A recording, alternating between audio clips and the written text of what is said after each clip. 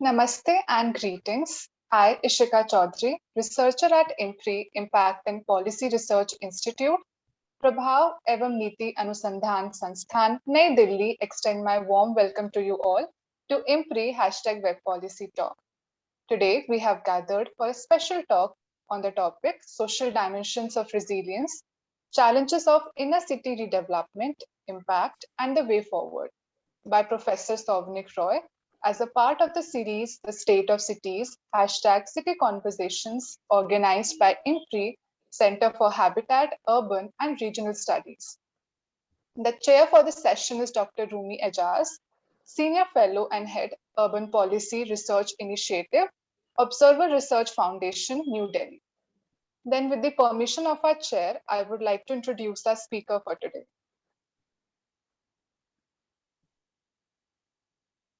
Certainly, please introduce. Thank you, sir. Our speaker for today's episode of our #City Conversations is Professor Souvanic Roy. He is professor at Department of Architecture, Town and Regional Planning, founder director at School of Ecology, Infrastructure and Human Settlement Management, Indian Institute of Engineering Science and Technology at Shibpur, West Bengal. His areas of interest include urban planning, urban policy for inclusive cities and housing strategies for urban poor. Professor Roy is a recipient of prestigious Ford Asia Fellowship, Shastre Indo-Canadian Fellowship, and Netherlands Fellowship to conduct research on social housing and urban development in Southeast Asia, Canada, and Netherlands. He's a visiting fellow in the University of Victoria, British Columbia, Canada, University of California at Berkeley, USA, and Asian Institute of Technology, AIT, at Bangkok, Thailand. Professor Roy has published extensively in several journals of international and national repute on smart cities, urban policies, housing, and urban resilience. As discussants, we have Professor Shipra Maitra. She is professor at Institute for Human Development, New Delhi. Dr. Ashima Sood, Associate Professor, Anant National University, Ahmedabad. Professor Tathagata Chatterjee, Professor of Urban Management and Governance at School of Human Settlements and Coordinator at Center for Humanities and Compassion Studies, XIM University, Bhubaneswar. Tikender Singh Panwar, former Deputy Mayor in Shimla, Visiting Senior Fellow at IMPRI, New Delhi. Now I invite our chair for his introductory remarks and invite the speaker. Sir, over to you.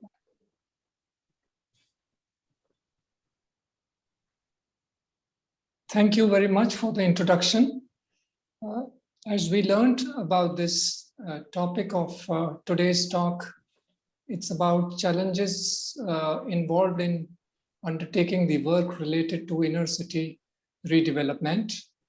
And I think this is a very important topic to discuss in current times.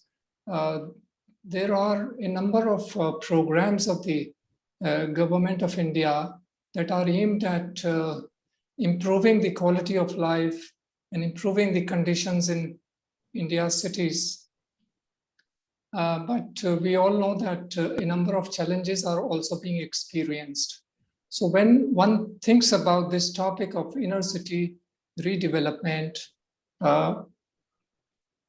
and when one visits or several of India's cities, they represent unique characteristics, and that is what distinguishes Indian cities with other cities across the world. The inner city characteristics are quite unique in terms of the social and cultural characteristics of the people who are living in those parts of the city and the traditions that they follow. And over time, it is observed that deterioration has been observed. While local governments are responsible for looking after these areas or these parts of the city, but the complexities or the social complexities are such that one or the problem has been experienced. So I would like to invite the distinguished speaker for today, Professor Roy, to learn from him what about his work on inner city redevelopment, the challenges involved in doing this work, and the way forward. This is particularly important as the government of India and the various urban missions that are being launched and implemented in the country, and answers and solutions are being found as to how one can address this issue of improving the conditions in inner city areas. So let us learn from Professor Roy, and then we will open it up for discussion and learn about the comments from the distinguished panelists for today as to what are the important lessons that can be gained through this exercise. Over to you, Professor Roy. Thank you. Am I audible? Yes, you are. Yeah. Please go ahead. Yeah. Thank you, Dr. Rumi, and thanks to IMPRI for giving me the opportunity to share my opinion and thoughts about this very important topic of social resilience and in inner city redevelopment, the challenges and the way forward. And what I requested Dr. Kumar also, that I'll be speaking, mostly we have a very eminent panel of speakers also. So probably the issues which I'm talking, probably that will resonate with many of their ideas also. So I'd also welcome their thoughts and how they look at this whole issue of unfolding of this issue of social resilience, particularly in the context of the recent situation of COVID and even the pre-COVID situation, the vulnerability which was existing for the majority of the urban dwellers. So before taking any time, I'm just sharing my screen. Yeah, so this inner city redevelopment is actually one of the very important element of the other two aspects of city development, that is the expansion of cities and also the new towns. So probably these three are the kind of elements by which both cities in global north at one point of time in the after the Industrial Revolution, or even at the beginning of during the 20th century, and in the global south after 1950s, when most of these global south countries became independent, and the industrialization in this part of the globe taking momentum, and more than industrialization, the service development of service sector. So this inner city redevelopment has gathered a momentum. So if we go back just very quickly into the history, the first, in fact, the inner city redevelopment was termed as urban regeneration as a response to industrial squalor in cities. And the first, all of you know that the first city rejuvenation, large-scale city rejuvenation happened in Paris, the renovation of Paris, with very large public works program with housing for the working class, the large avenues for the cars, movement of growth of cars, attending the growth of cars, the sanitation, so that the public health is taken care of. So that was the first major rejuvenation, urban rejuvenation or urban regeneration happened. But later on, this gathered the momentum in the international context with the post-war reconstruction in Europe, particularly in Europe, when the large devastation happened in the medieval towns and the industrial towns at that period, mainly in many European countries like Poland, Germany, Netherlands, in large scale. So their focus or the main thrust of the urban regeneration or reconstruction was modernization of the urban centers and renewal of the marginalized and poor urban areas. So there was a more of a focus, not exactly physical. Physical was important, but more important was the social and economic benefits to the larger sections of the society. So this a very simple diagram, this explains that how the Industrial Revolution, which led to degraded environment in cities in England and many European cities, attracted a large section of rural economically the poor to the cities for better quality of life. Then the center of the city started redensifying, and then after some point of time, the periphery of the city started growing. And then it was found, after some point of time, it was found that probably there is a limit to growth of the city, and also there is a need for major change and overhaul of the infrastructure, and also the change in use of the city center and the other neighborhoods, so that to bring back the economic vitality and social vigor to the city, so that these cities continue to serve the purpose of multiple functions, catering to the requirement of booming middle class and also working class population.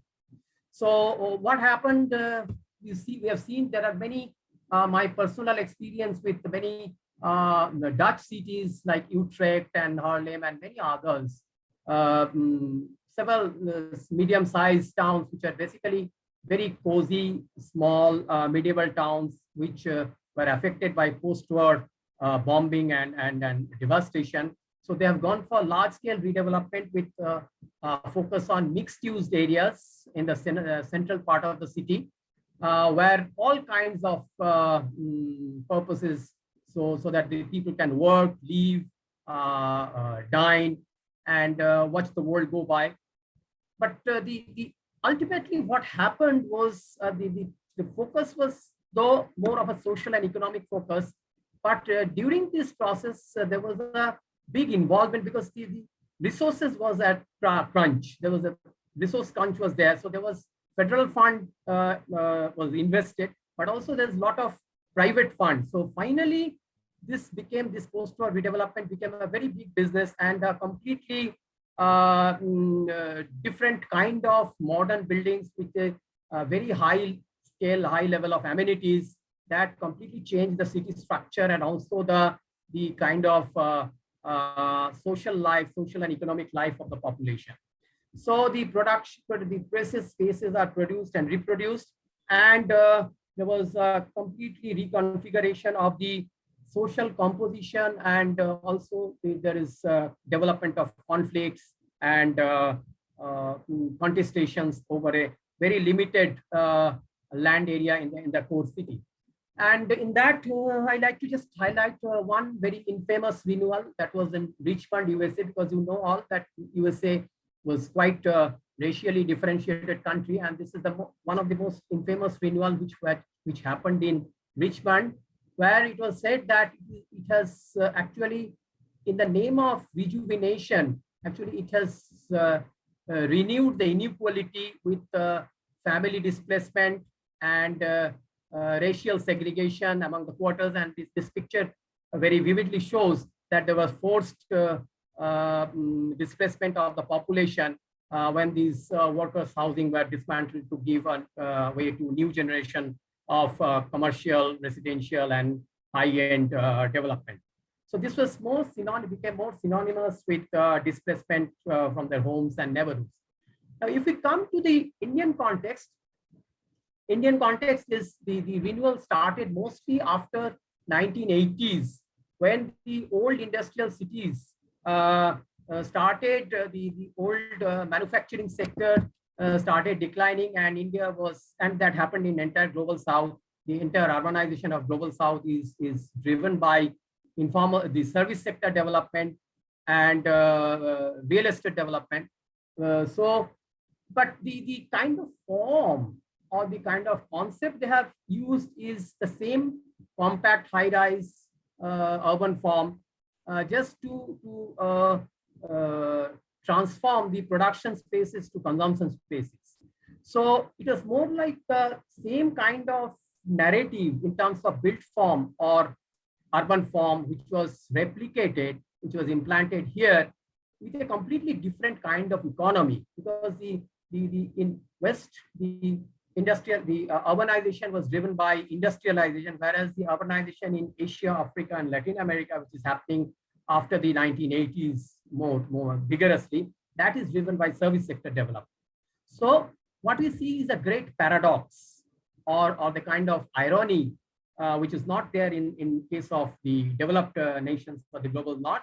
Here we have the large scale change in the informal sector, like 70 or 80% of our workforce is in informal sector, and very large fragmented kind of ownership of business and also the land. Whereas this is being mediated with a very standard, generic, and formal codified kind of urban form, which is highly technocratic. And these are the kind of characteristics what we have seen in the development of modern architecture, the use of materiality, what we see in the buildings, the kind of dependence on controlled environment, all things remain same. So it's very difficult to sometimes differentiate between the Manhattan buildings and the buildings in Mumbai. And not only buildings means it's the embodiment of the kind of activities, what they are thinking. It's the same kind of activity pattern, whereas we have here more of a hybrid economy, and the activity pattern is also influenced by the hybrid economy. We have a kind of relation between formal and informal sector of commercial development and housing, which was not in the case, could not be addressed through these codified generic model. So what we see here that the very prominent example of this, which started in first time in the industrial cities, like for example in Mumbai, as you all know, that the suburban area which was initially a suburban area, there were around 60 number of textile mills, which were the economic backbone of Mumbai at one point of time. And then after 70s or 80s, that those mills started closing down, and they were, in fact, they have been shifted to the other peripheral areas. And this suburban area, once the suburban area, and initially it was a fishing village, then a suburban area, then the textile mills, and then it is in fact this area has become the financial hub of almost like India. So we have a very high value real estate, IT parks, and also the large financial hubs in the lands of textile mills. And this is completely done by through market interventions, with where the state more or less was kind of enabling to a certain extent, but certainly the lead was taken by the very vibrant entrepreneurial culture of Maharashtra. Coming to Calcutta, it was not that, probably not that vibrant economically, but still whatever was the opportunity was there. Whenever we find any large land of industrial land where manufacturing, like this one is the famous South City, which is probably the most sought after destination for NRI Indians in Calcutta who have some base in Calcutta. They are just after they jump to purchase flats in South City. That's the most very lucrative and very prestigious, and that actually replaced a very large company, which was a manufacturing fan manufacturing company of Usha, which is in the southern part of Calcutta. In fact, that was more like a suburb at one point of time, but after 1980s, with the development of major connecting roads and all, this has become almost like the highest land value area in the southern part, which is the most prestigious part of the residential area now. So this is, though it is happening at a slightly smaller scale, but wherever it is getting the opportunity, this is completely changing the skyline and completely changing not only the land use of a particular plot, but even the land price and other things are being completely modified by this single development. So entire activity pattern, the traffic behavior, the surrounding areas, the housing typology, everything is getting converted. And this area was earlier a middle income area that is being converted to a higher income group area. And this is primarily a state-driven development. Same thing happened in the Sabarmati riverfront development. So this was actually a project of public space development. But what happened after this, along with this public space development, because it had increased the land value and it replaced a lot of informal settlements and opened up, unlocked a very large amount of land. And this is probably all of you know, this is a very important building of Sabarmati riverfront house, which accommodates the very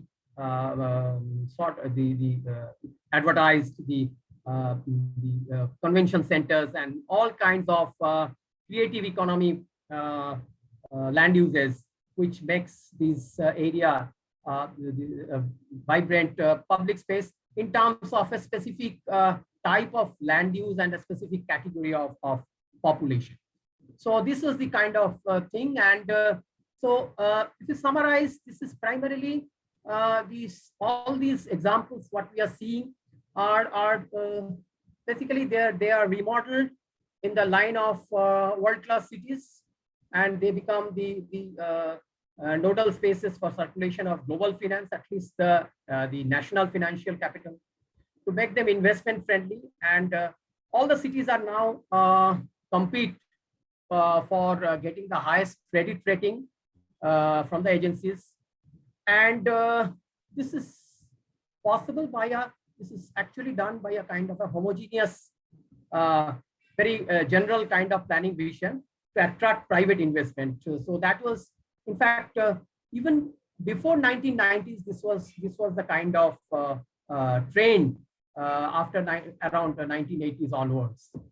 So this kind of urbanism, as many of the theorists like Graham, Marvin, and others, they call it as, there are various names to these, splintering urbanism, where these, or entrepreneurial urbanism or enclave urbanism, where the main focus is on high value, highest and best use of land.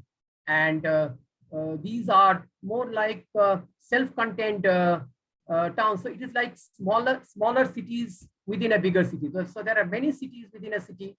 And in the beginning, what happens, there is a coexistence with the lower income group housing, but there is also gradually this is taken over by the higher income group housing.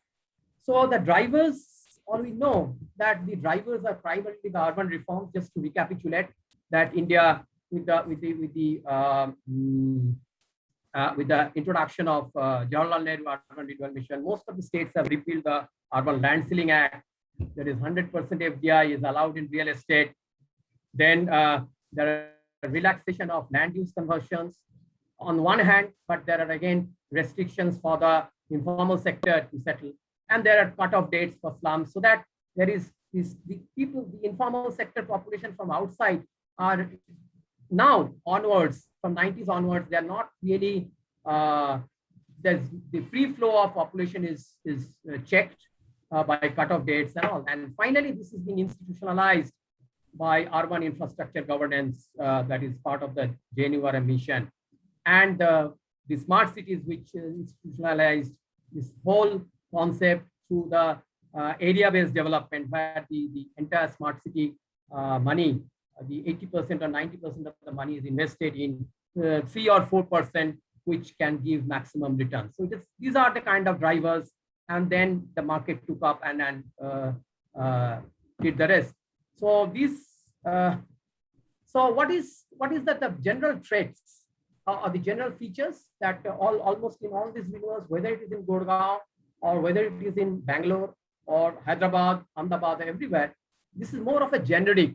This is not very specific to a particular context. So this is very generic, and there is a close alliance of state and market to utilize the resource for a specific segment of the market, and the growth is highly speculative. Probably all of you know that the major M-word renewal, which happened in Mumbai or many other places, even after that, almost 2 lakh housing units in Mumbai is lying vacant, and that is in the higher income group sector, whereas we have a 55% of the population living in informal sector. So this is a speculative growth is a general character. Then the other traits are highest and best use of land in terms of land value, and also in terms of in terms of commercial use of land, for the best use of land. Then transaction value taking precedence over use value. The existing use value, some use value was there, but the focus is here is more on the transaction value. And also the institutionally, what we have seen, the parastatal are the prime actors, like some kind of parastatal agency where the government is maybe one stakeholder, or maybe special purpose vehicles. So these are the two kinds of institutional structure which facilitated, ensured this. And the impacts are quite well known. So what we see here, the spatial, large-scale spatial restructuring, intense gentrification, what we see of the people who are the original users, because the use value is replaced by the transaction value, and the cities are more of an investment market now. City is a market for housing, but city is also primarily an investment market. So that is leading to intense gentrification, high socio-spatial inequality. If you check the amount of land which is available to the economically weaker section, be it in Mumbai or Calcutta or Delhi, it's around 5 to 6% of the land which is occupied by more than 40 or 50% of the population, mostly in the mega cities. So 40 to 50% of the Mumbai, it is like 55% in 7% of the land. If there is there is any change in the existing situation. But this is the general trend that there's a skewed relationship of the number of population and the amount of land at their disposal amount of this. So disruption of livelihoods of the poor and marginalized, and this is being amply demonstrated by this COVID situation, where we have seen almost crores of people, population who are the city makers, they had to go back and they had no place to live in the city, which is probably before this was, there was some doubt about this, but this has 2 times when the lockdown happened, this is made amply clear that yes, disruption happened. Even if they are allowed at the mercy of some of their employers, but the employers do not want to take any responsibility when there is some kind of closing down or some emergency happens. There's no one to take care of them. So there is complete marginalization, breaking up of communities, and degradation of social capital. In fact, for the social capital, they have to go back to the village. So it's like economic capital for which they come to the city, but there is no social capital. So for that, they went back to the city. And what we see is basically a kind of a fragmented or assorted city. So there is hardly any cityness. City is a term where actually there has to be a publicness or a cityness or public purpose or function. So I'm just gradually moving towards the closing part of my thoughts. So yes, the driver is that cities are thought as an engines of growth, certainly, but engine of growth in a highly contested landscape. The highly contested because there is large amount of fragmentation in terms of ownership, in terms of use. So it's highly contested. And because of service sector development, because of informalization, the number of stakeholders has also increased. Probably where it was probably one stakeholder, that has increased the number of stakeholders with middlemen and other stakeholders coming into the picture, because the entire governance also become informal. So when the governance become informal, the number of stakeholders also increase. So the big question is engines of growth. Certainly, it is very important, but actually, and finally, it is happening for whom? So this is the big question. So I'm just suggesting in a conceptual way that for social resilience, we need to think radically, because it is a private property owned city. So, and it is, I know that this is quite difficult, but unless this is taken care of, and that is why this post-COVID situation, government is also concerned and bringing about some kind of changes in the rules of the game. Like earlier, government was interested more oriented towards ownership housing. Government is now moving more towards the thinking about at least the rental housing and all. So I suggested here this changes, 7 changes in the rules of the game very quickly. So the strategy should be evidence-based. It should not be generic, and it should be backed up by strong data and the vulnerability assessment of different sections of population in the city. So that's the first thing which is very important. The strategy should be evidence-based. We need to balance the efficiency. Till now, in the globalization era, the focus is actually on efficiency. How efficient the land use may be, how efficient the service provision may be. And probably we have shifted from universal basic services. So we need to tie them together. The efficiency is important for a larger mega city to function. That's no denying of that. But equity is equally important. So that is what is very critical, balance efficiency with equity. Redistribution of land is important, and services, and focus should be, growth is important, but equally important is the livability, the quality of life. So there's too much of emphasis on minimum standard, and depending on the land value or land price of a city, like in Mumbai, the minimum standard housing is reduced to say 250 square feet, whereas in the periphery, it may be 350 square feet. So as it comes to the inner city areas, the minimum standard reduces. And in the process, what happened? There's a complete dislocation of the population and complete disruption of their existing livelihood. So more important should be sustaining the communities rather than only the minimum standard. The focus should shift only from land monetization to livelihood and social security, because otherwise this any kind of adverse situation or this kind of problem what we are now going through, this is going to come back again, that the kind of threats or challenges is going to come back again. Segmentation to integration, which probably we have lost the track. Our cities are segmented, and very important is that we need to change towards the co-production of cities, and that is probably one of the reasons why the master plans, what the Delhi master plan is also now doing a lot of consultation. So public consultation, public hearing. Now this is now really being considered that a city like Delhi, the master plan cannot be prepared without large-scale public consultation with civil society organization.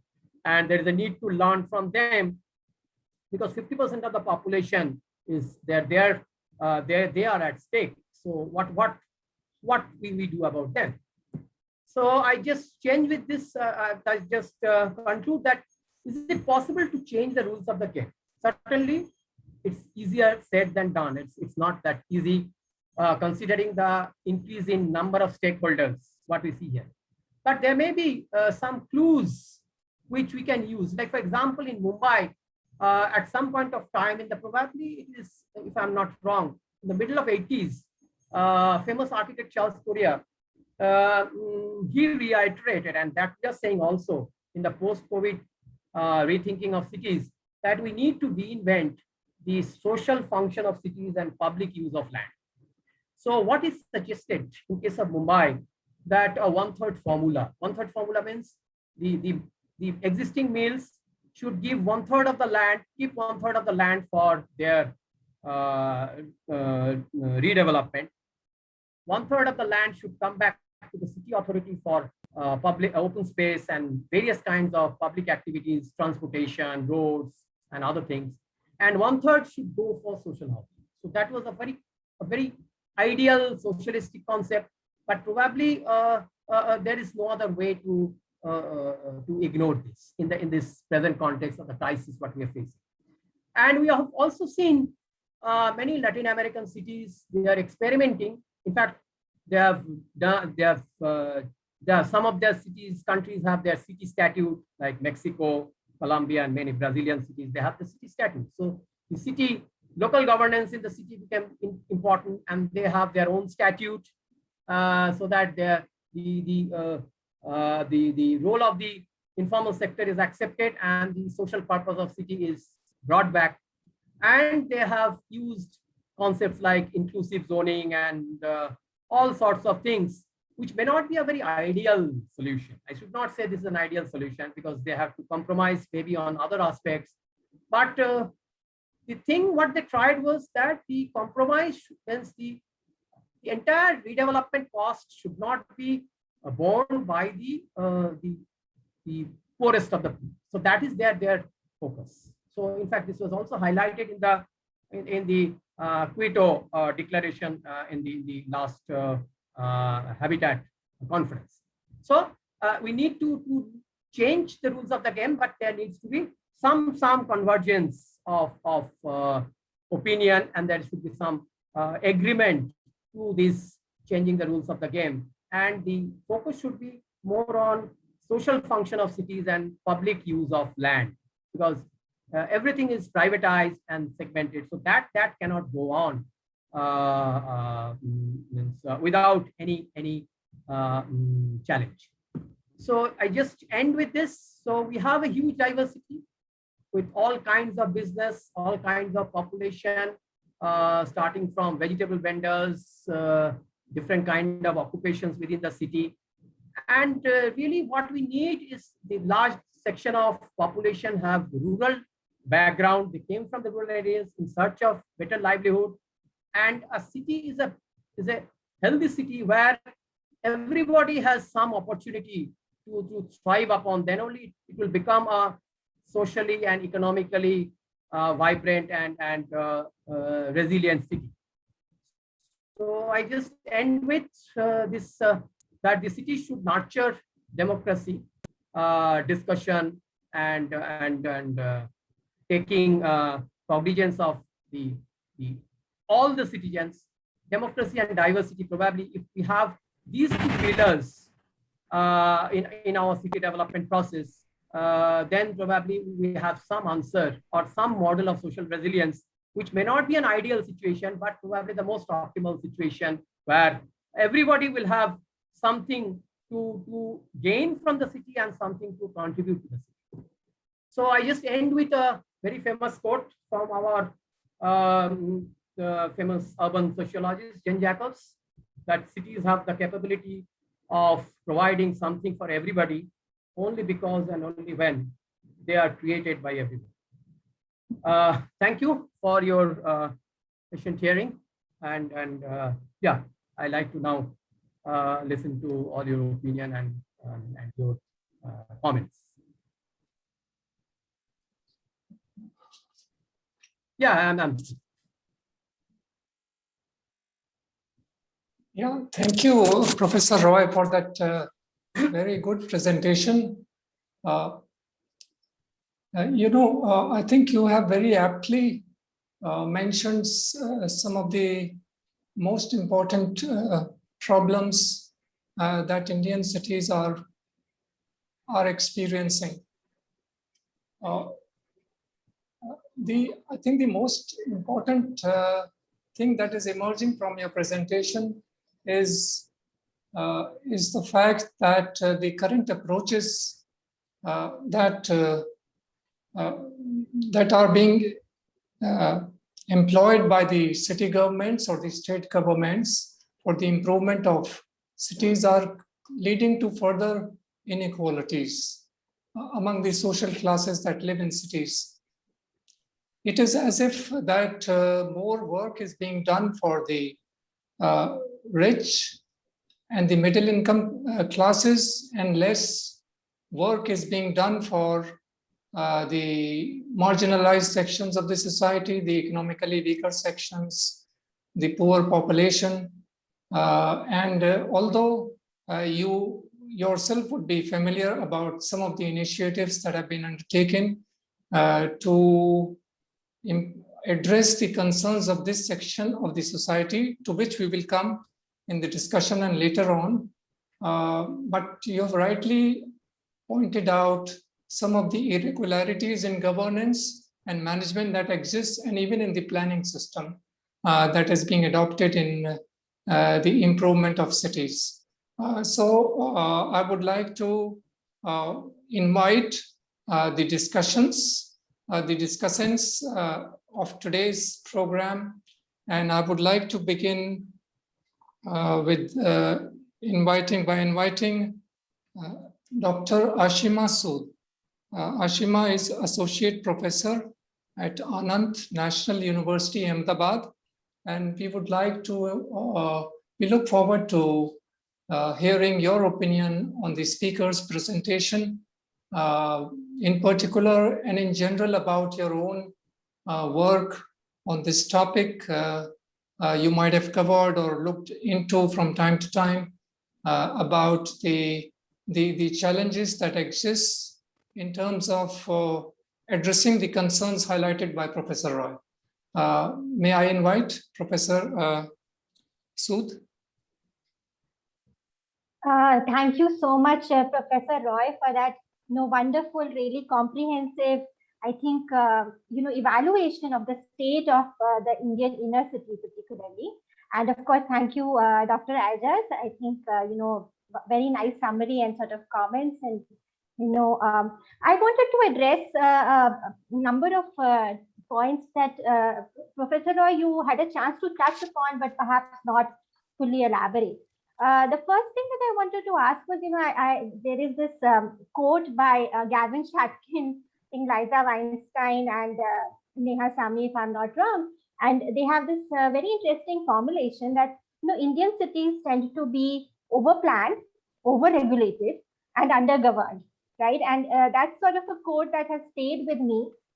And I do wonder, and I wanted your perspective on, how do you see this play out in the inner city? And I'm thinking about this also in the context of my own work, where I've really focused on the periphery, right? And in the periphery, by definition, there is no municipal corporation, right? Or if there is, there are sort of these new municipalities that are coming up, for example, on the peripheries of Hyderabad, which is really the landscape that I know best. But in the inner city where there is, municipal government, there is, of course, some notion of elected representative government. At least the work of people like Solly Benjamin shows us that, poor groups have traditionally had the ability to, make claims, right? Even if they're not able to assert entitlements or rights, but they are able to make claims. And of course, I also wanted and was hoping to hear your reflections on how this is played out with, this kind of transition and evolution that Partha Chatterjee's work has, laid out. And this is very much about the politics of planning, which is to say that, there was a way in which in the 1970s, till the 1970s, even till the 1980s, poor groups were accommodated within the heart of the city, but then, as you're describing, sort of these transformations, the deindustrialization of the inner city core has also meant that poor groups have been increasingly pushed away to the periphery. And so I would love to hear your reflections on some of the governance aspects of this, particularly in the center cities. I think the so just two more points, and I'll try to be quite brief in the points I make.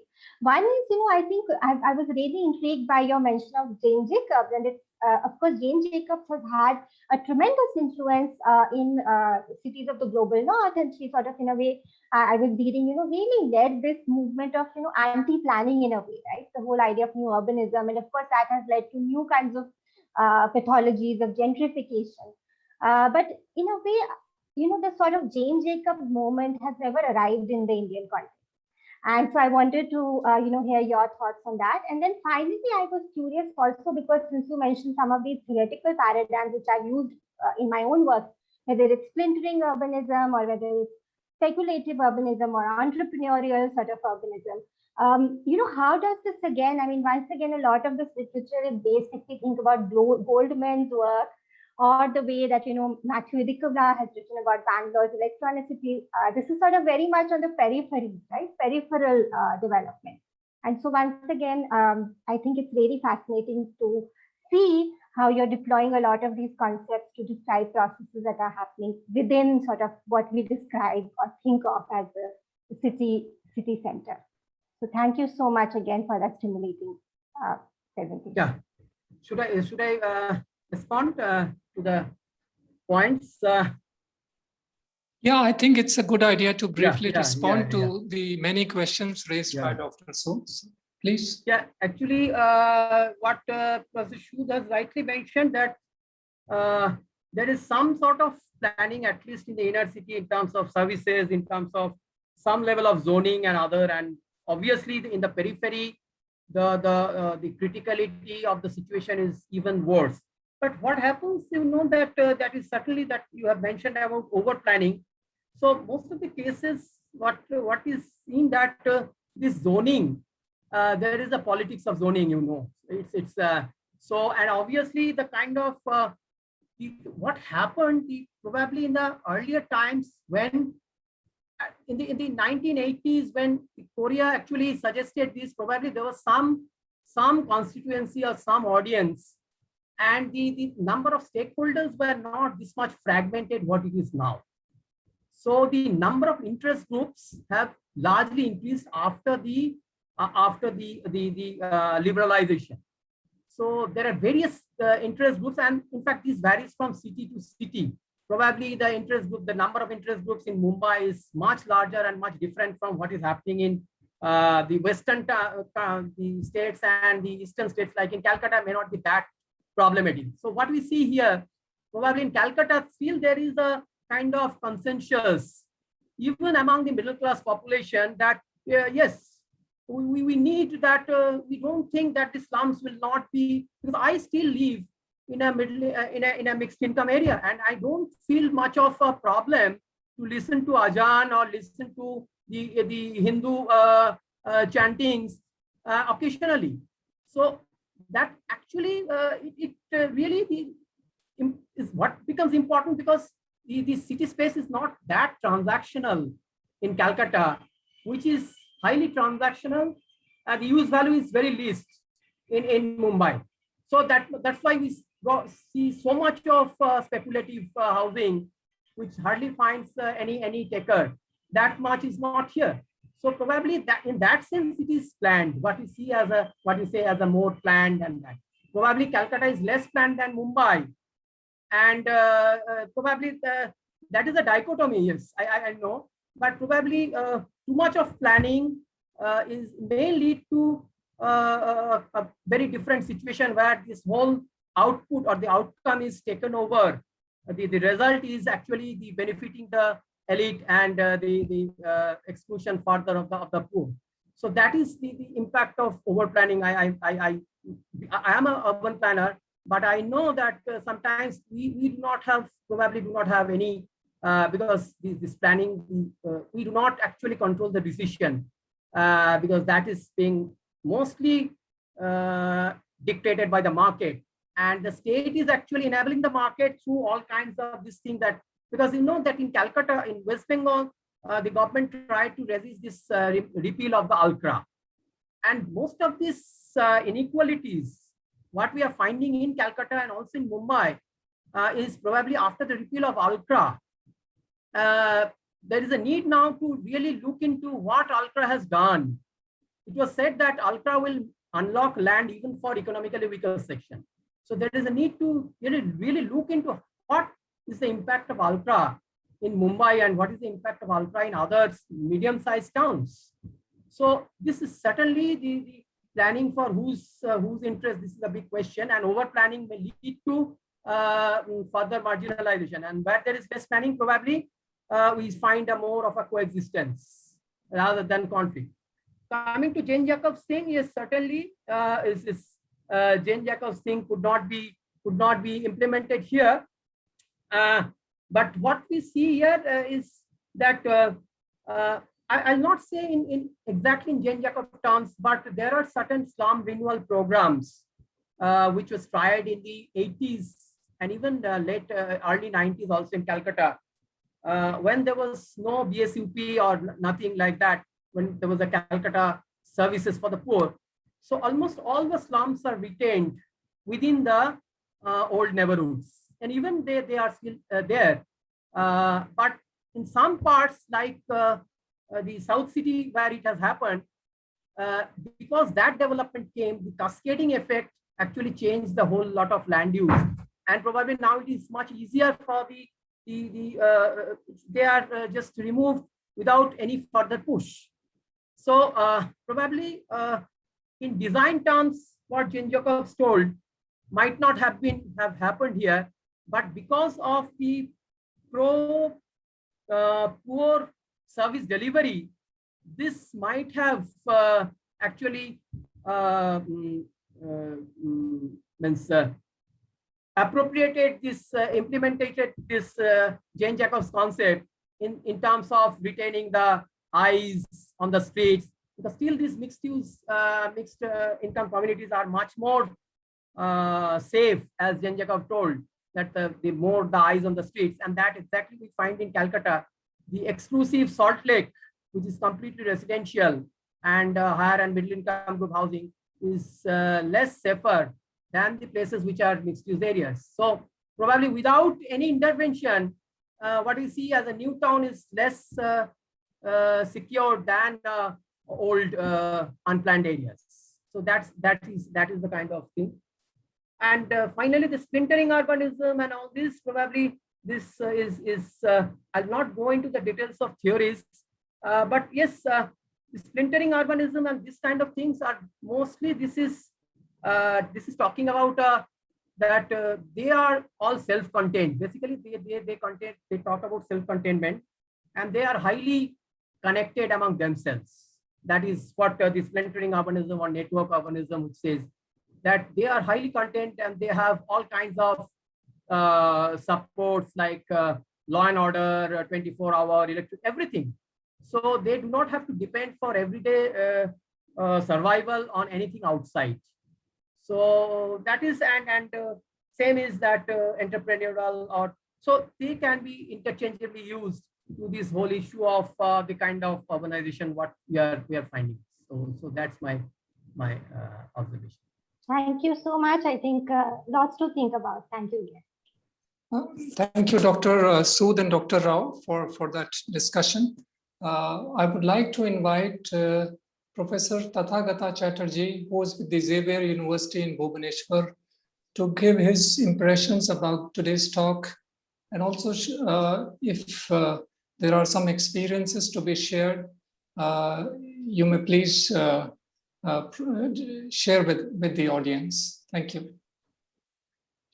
Thank you, Dr. Aijaz.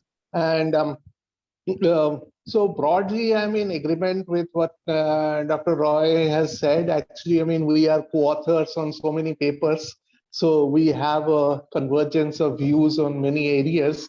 Coming to this issue, but about urban renewal and its social implications. So I would like to highlight a couple of issues. Is that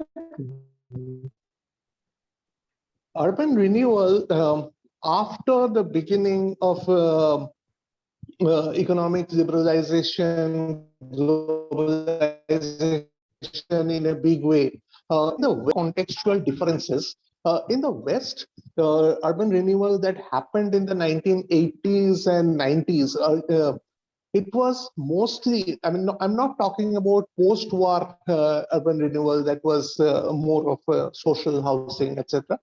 But here, it was mostly about regeneration of old industrial sites, the old production spaces turning into consumption spaces for a new white-collar economy, because due to globalization, the old production areas has moved to cheaper destinations.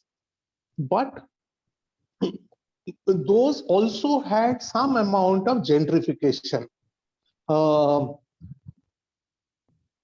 when here in Indian context, this kind of urban renewal can be seen only in two Indian cities in big way. One is Bombay, the second is Calcutta, which are both products of the early industrial revolution.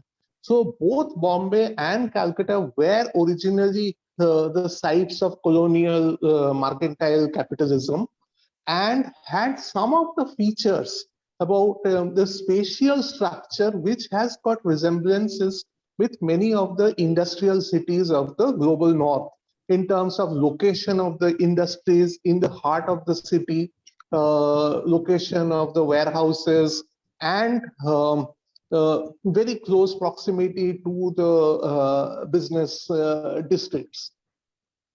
Now, unlike in the Western context, where this change has happened due to the industries has moved out and these areas did not have large numbers of people. So there had been some amount of gentrification, all right, but that scale had been quite low.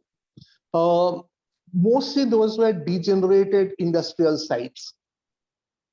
But in Indian context, when the jute mills in Bombay, in Calcutta, jute and engineering industries in Calcutta started decaying for various political reasons, I'm not going into those aspects, or the textile mills started moving out from Bombay, what had happened that the people there has turned into informal sector. So what we see in the larger Calcutta metropolitan area, not within Calcutta city proper, but mostly in the larger industrial belt of Howrah, etc., is that the factories has become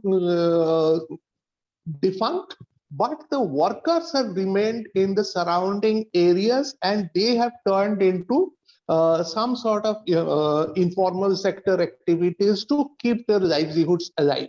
Now, this kind of thing is not visible in the Western cities. In the Western city, the first major urban renewal of this kind happened is the London Docklands project in the 1970s and 80s.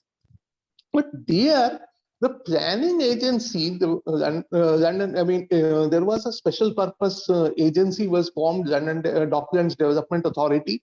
So the development authority played an overarching master planning role within which the urban renewal happened.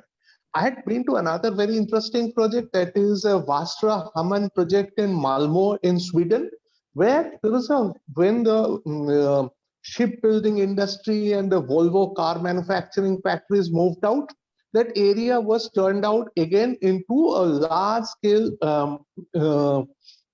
redevelopment, having housing as well as office, as well as retail, etc., etc. But the happened within an overarching planning framework by the local planning agency. Now, that is the idea that Charles Correa, when I incidentally had some discussions with Charles Correa, in one of his, I'm very fortunate to have talked with him just a few months before he passed away.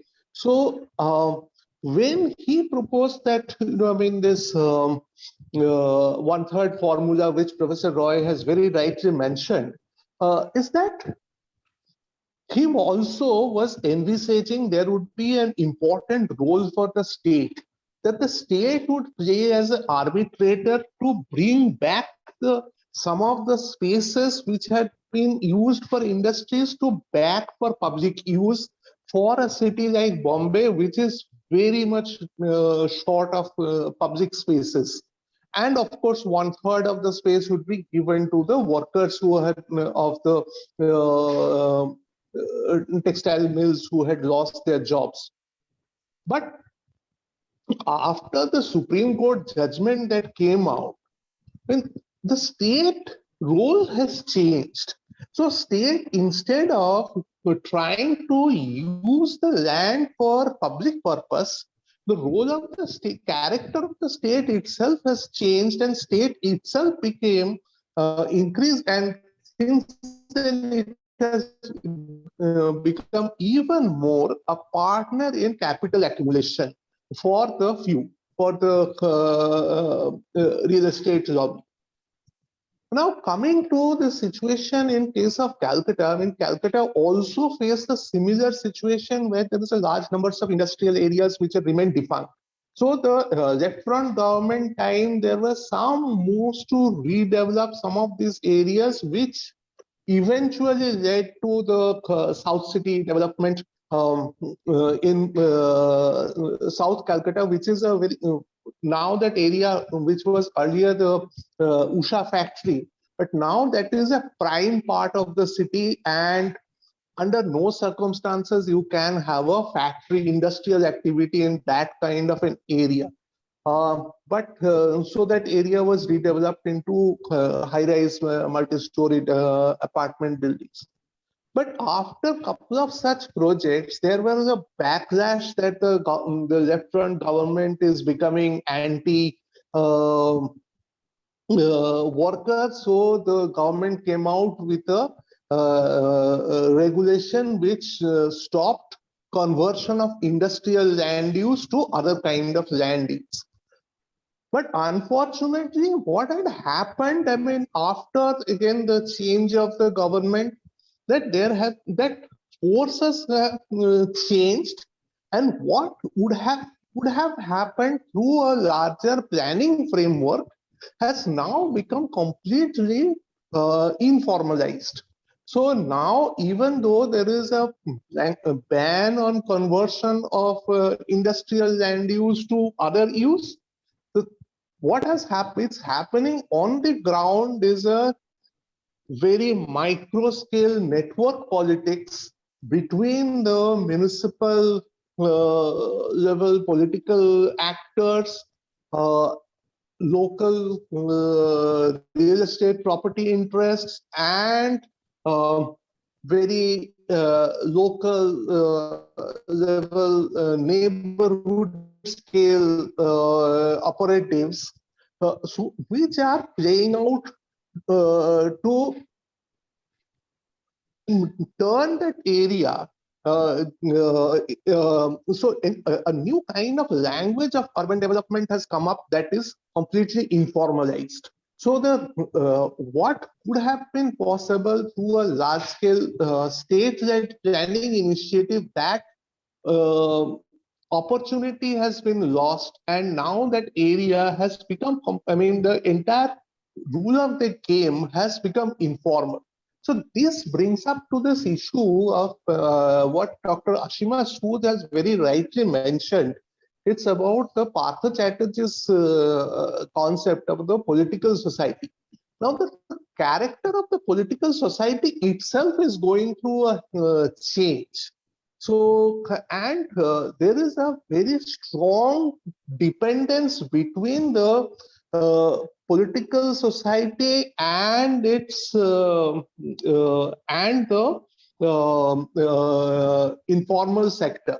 So there is a patron-client relationship. So that patron-client relationship has got more strengthened after the change of the regime.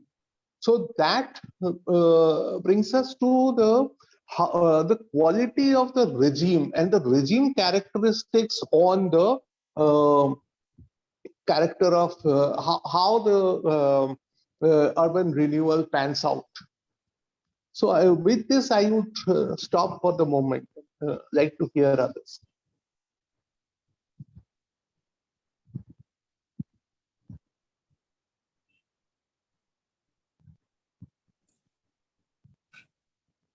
Thank you, Professor Chatterjee, for those very useful points that you put forward. I'm sure you have been in discussion with Professor Roy about many of these aspects, and these continue to pose challenges as governments and planning agencies move forward in their work. I would like to now invite a practitioner who has been a part of the local government in Shimla and has tremendous experience of looking very closely about the issues of governance, not only in a hill city, but also in other parts of the country, being in his position to give his views on today's topic of discussion, Mr. Tikender Singh Panwar. Hi, Rumi. So good to see you, and I'm so glad. I mean, you've not increased even a bit of weight since I last saw you. I mean, what do you do, Rumi? I mean, it's so difficult to. I mean, we've been gaining weight during the pandemic, and you're just the same. I mean, it's so nice to hear your voice. So thank you so much for inviting me, and I'm extremely sorry, Arjun, and our team in IMPRI, that I tried several times, but because of this intermittent network, I was unable to get through, and I was completely absent from Professor Roy's presentation. So please pardon me for not being able to actually comment on his presentation. And unfortunately, I am not a discussant to this presentation. But what I could make out from what Ashima said, and what Professor Tathagata was also saying, I think there's just three elements that I want to add. And when we talk about redevelopment, and actually that I will share from some of my anecdotal experiences, as Rumi has pointed out, while serving the town for 5 years in Simla, and now part of a team that we are building a vision document for Leh. I mean, it's already done. I mean, so kind of narrative and alternatives that we're doing. So I think the first thing that is that we are witnessing in the last few years, especially post 90s, if we see this journey and the trajectory of urban development, I go back to Charles Correa, as Professor Tathagata was pointing out, and because I was able to actually go through some of the documents of the first urban commission, which Charles Correa was heading. And fortunately, we have one of the lone surviving members, that's Kirti Bhai.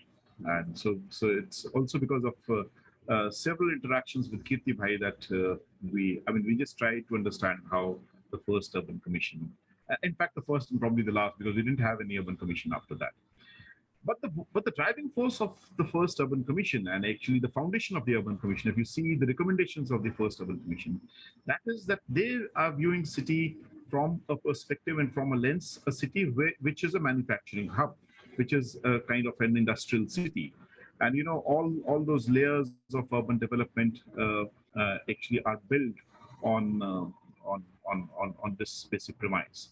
But 30 years, 35 or 40 years down the line, we have seen actually the cities do not remain to be the industrial centers, and in fact, it is the reproduction of capital. I mean, not the accumulation of capital in the classical sense of production processes that takes place, but in various other forms. And some of the Italian left-oriented planners who've been pointing out that the city must be treated as a factory. In fact, the city got converted into a factory. So that's the first thing that I wanted to point out. So there's huge informality, humongous amount of informality that we witness in the cities, and but we also find that the bargaining power of the working class vis-a-vis the state, or vis-a-vis various structures of the state, also substantially reduced. That has to do somewhat also to one of the important manifestations of this transformation that was taking place.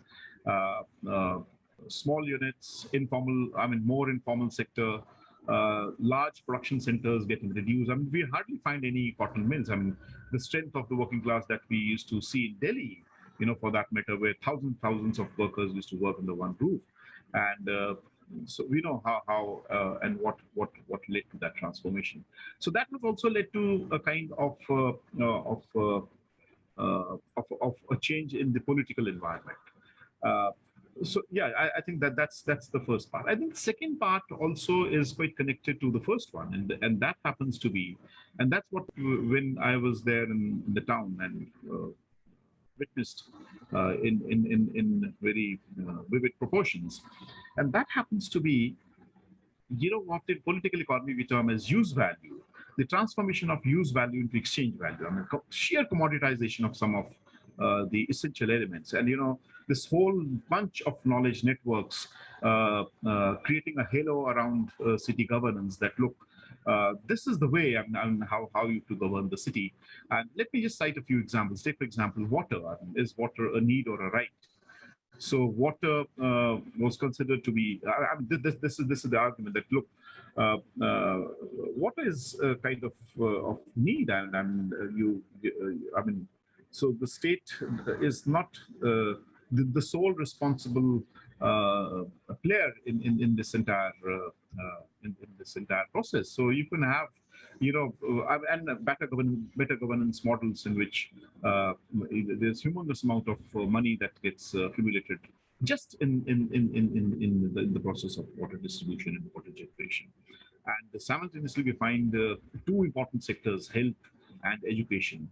I mean, just last year, Rumi, if you remember, when we have the Navaratras, despite the fact that we had COVID, but during the Navaratras, you must have witnessed that there are full-page advertisements of Amazons, and and we can imagine, I mean, what the sheer amount of money that is required to actually ensure those advertisements on the front page of your leading dailies. But all of a sudden, those Amazons were gone, and we found the Amazons were taken, and this is during the Navaratras.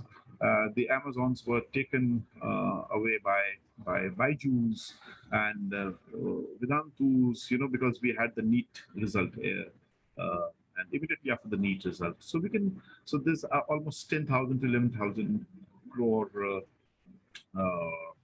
venture funds that are entering into the education sector. So this complete absence of the state and also of the local government that we find in some of these utilities, where there's huge amount of inequality that gets creeped in, and the huge amount of informality that gets creeped in. So that's I think the second part, which is important. The third part, which I would like to focus on, is while serving the city, and this is one of the important lessons which we learned. And there are many players, and I remember the present Vice President of India, who was the then Minister of Urban Development, and several times that we have been interacting, and then he said, the municipal bodies do not have any funds, so they reach out to the provincial governments. That's the state government. The state governments also do not have funds, so they reach out to the central government. The central government also do not have funds, so they go to the multilateral institutions. And then you find this nexus unfolding in some of the larger cities, where you find they will come, not even larger, even in smaller cities, when you'll find, okay, your city sanitation plan, you do not know how to plan sanitation in the town. So okay, we'll plan for you.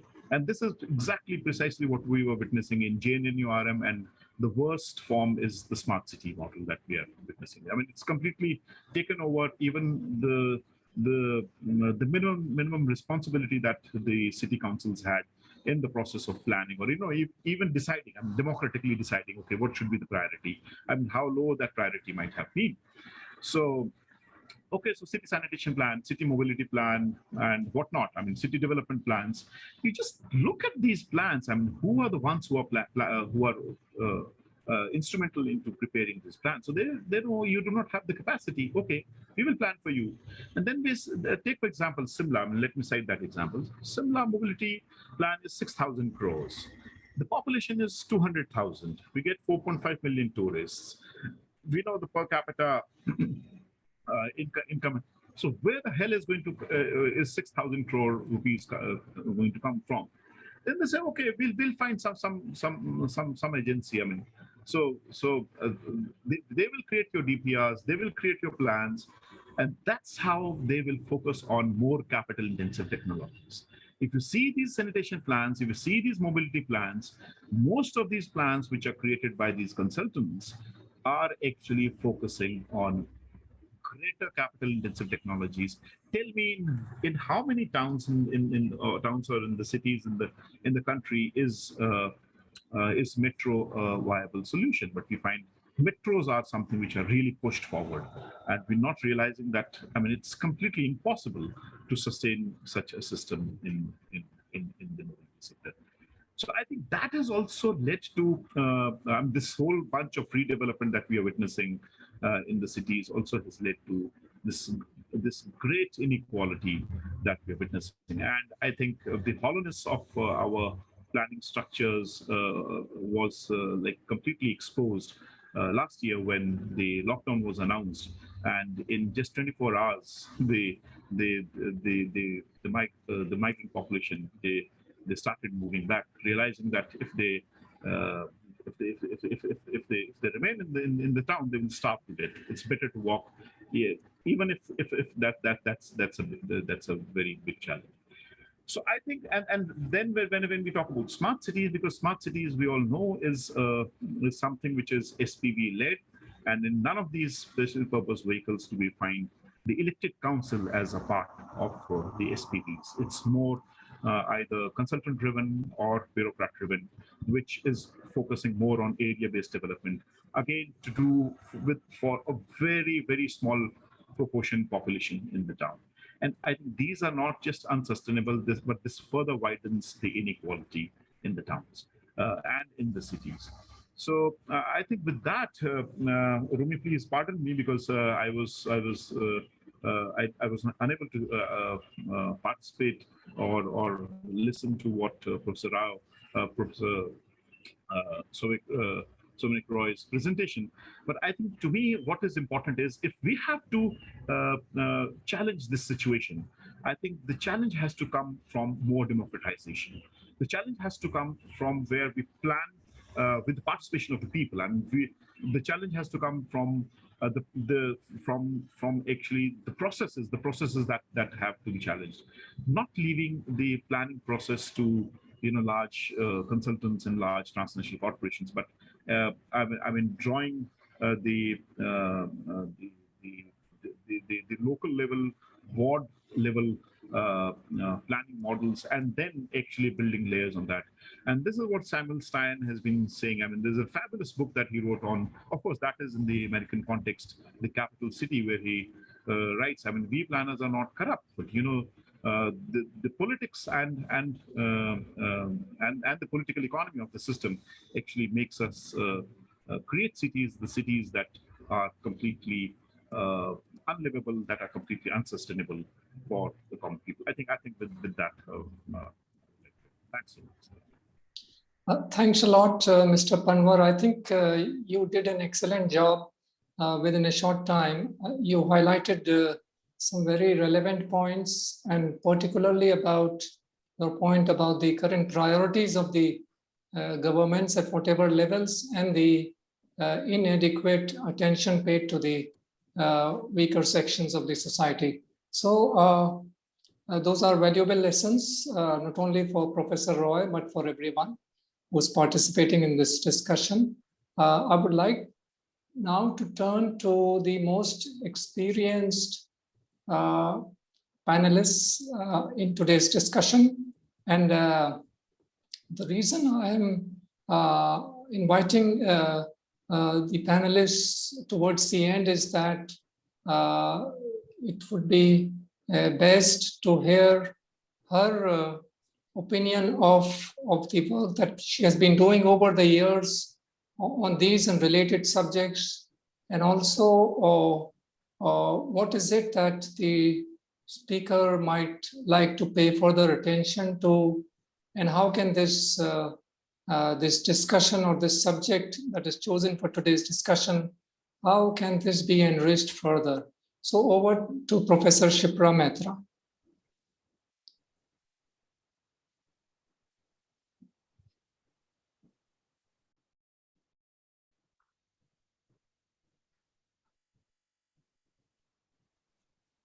Thanks very much. Good evening, everybody. Thanks very much, Rumi, for this overhyped introduction. So I am really grateful for that. But actually, it is not. I cannot claim to be to have much knowledge on it. But to congratulations to Professor Roy for this excellent presentation, highlighting the most important issues of city development and planning. And I have been enriched by listening to all the discussions after that.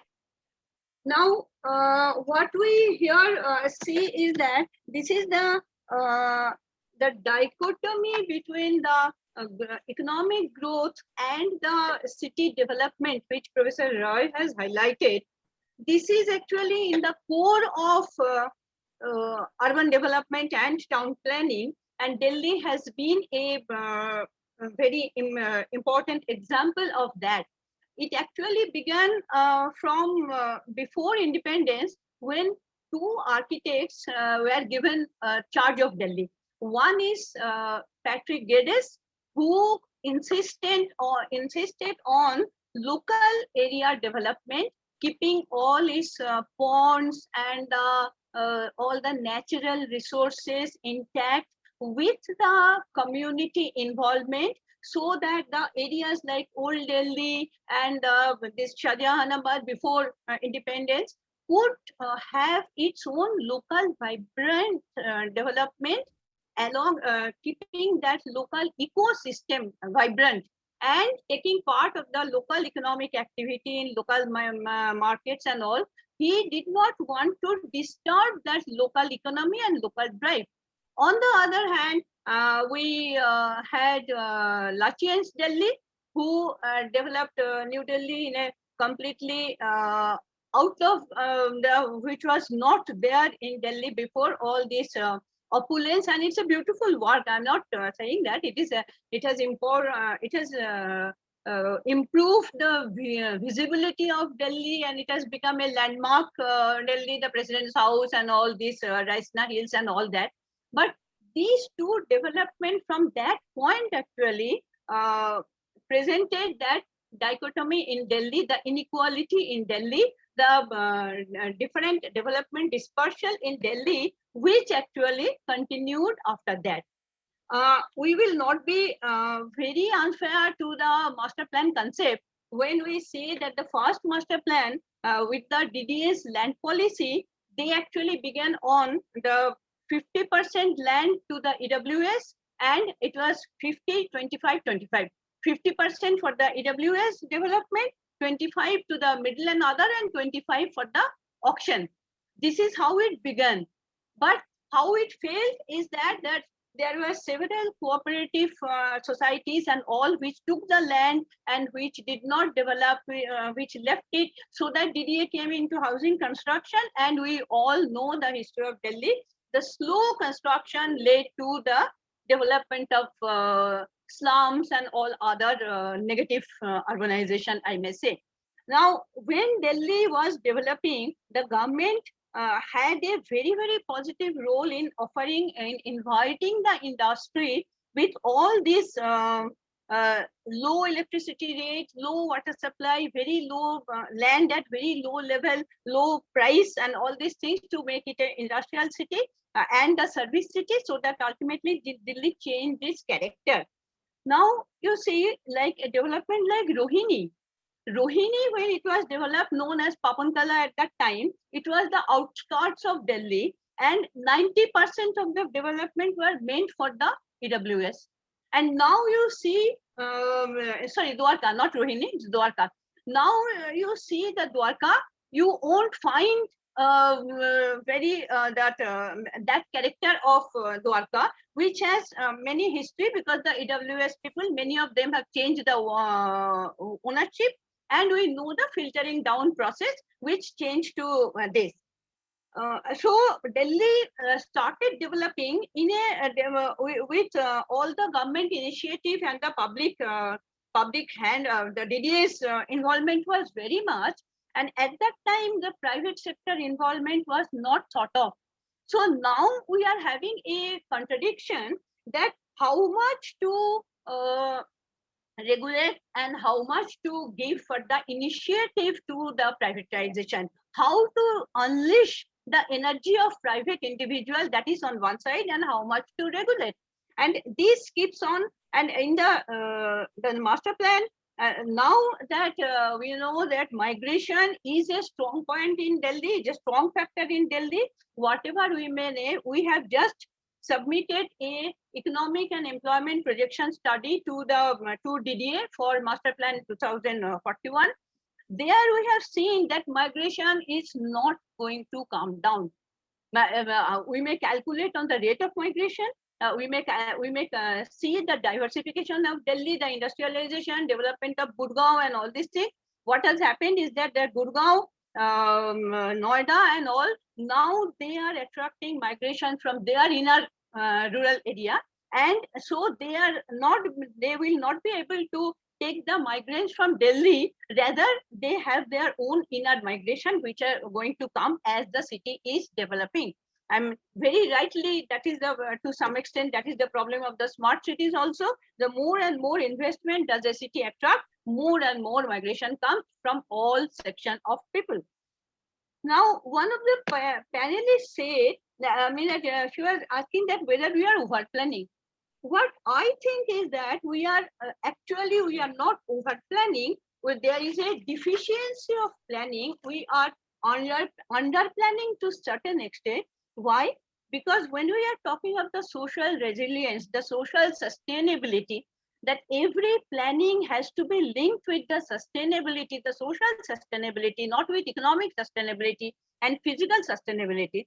So the planners, they generally focus on the physical factors, and in social sustainability, the social resilience, there are non-physical factors also, which we fail to integrate. Like when we are talking about social sustainability, one important, there are 5 points generally to the social sustainability. Like one is social interaction. How are you planning the residential development which encourages social interaction? Sometimes it is said that the mixed land use encourages social interaction rather than pure residential development in certain areas, because you meet all kinds of people, and there is a scope for increasing social interaction.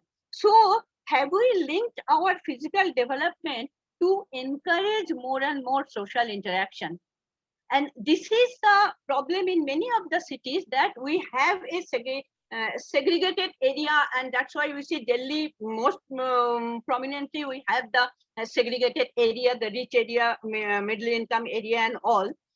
And the social interaction, the scope of social interaction in certain areas are almost nil. Then what about the participation? The participation of the residents. If we see the participation of the residents, how do we connect that to the physical components? How do we furnish that the physical components to the participation? How do citizens participate? We have some community hall, but is that sufficient? Is there sufficient scope for normal interaction and participation with the recreation, with the local recreation? And is there sufficient infrastructure, like the local infrastructure which we need on the day-to-day basis? So these are the area which actually, these are the factors which increases social sustainability through active social participation. We are thinking of the community stability. Now, stability means that are the residents to fluctuate too much of the rented accommodation, or the people are there for long-term stay. These are the thing, and when people are there for the long-term stay, we need a different kind of infrastructure. Has the physical planning been integrated to this kind of, has the planning being aware of this kind of social need? Now, these are the area which we lack, and obviously the safety comes. You cannot take participate in the socially when you are not sure of safety. And we know that what is the public safety condition in Delhi. So the master plan, now to some extent, I will give credit to the master plan that they are thinking of the weekly market and the associated sanitation process of the weekly market in the 2041 master plan. It was there in 2021 master plan also. 41 master plan has improved a lot about the relying on the procedure-based planning to take the local planning input into consideration while thinking of making the strategy for the local development to connect it to the regional development and the city development. But these are all not adequate to take the social resistance, the social resilience, the social sustainability. How do we improve social sustainability? Just construction of public place and reserving land for public place, construction of some entertainment center, are it sufficient? And what kind of entertainment center for whom we are building?